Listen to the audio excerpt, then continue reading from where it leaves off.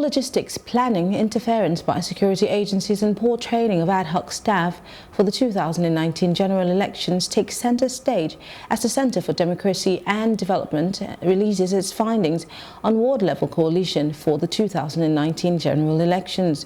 The report, which was released at the CDD's conference in Abuja with the theme Election and Coalition Processes in Nigeria, tasked the Independent National Electoral Commission (INEC) to improve on challenges witnessed during the last elections, especially at the ward, and ensure future polls are transparent and credible. Management of logistics is very, very key, especially when you are talking in terms of collation process.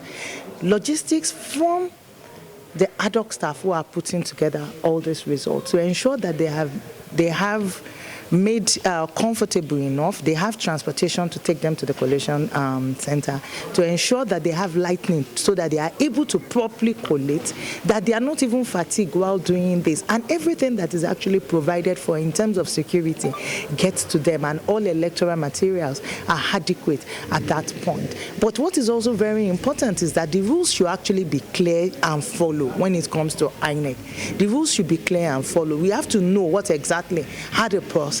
Are people meant to go directly from the polling unit to the ward level, from the ward level to the local government level, state level, and in the presidential election, we come to the presidential collation center? One should not actually be jumped in favor of the order, or things opaquely done when people do not even know what this process really are. It is not timely done. It allows for a lot of manipulations or perception of manipulations to be gleaned from the process. Now, what is also very important is also the fact that in the last election, we witnessed a lot of intimidation of collation staff, observers, and media by the security agencies, political parties, talks as well.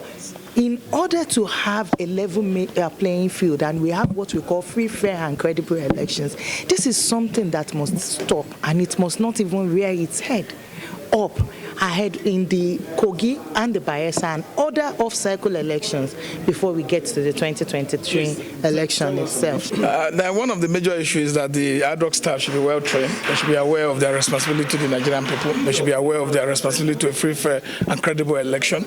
And two, the collation system should be made more transparent, should be open to media, because as a fourth state of the realm, it's supposed to protect the interest of the people. They should be made open, because there's nothing, it's not a secret service or secret court arrangement. What people have cast at the polling unit should be the representation of the people's wish and aspiration for those who represent them at the level of governance. So that should be made as transparent as possible. And then when it comes to logistics, I think INEC should have learned from the shortcomings of the general election, and they should be able to put up very tight and very acceptable logistical arrangement that will protect the distribution of those material, both sensitive and non-sensitive material, to their destination on time, so that no election in the state should be left on postponed except everything should be held on the day that is stipulated. The issues can be addressed. One major thing they said was that the performance of the ad hoc staff were engaged at that level. I think we can improve on that, and then do double checks to make sure that what they actually collect is what is. Like in some cases, the results that shouldn't have been declared were declared because the staff didn't know that's what they were supposed to have done. Perhaps sometimes, maybe deliberately. But of course, we can do some double check to make sure that those things don't occur again.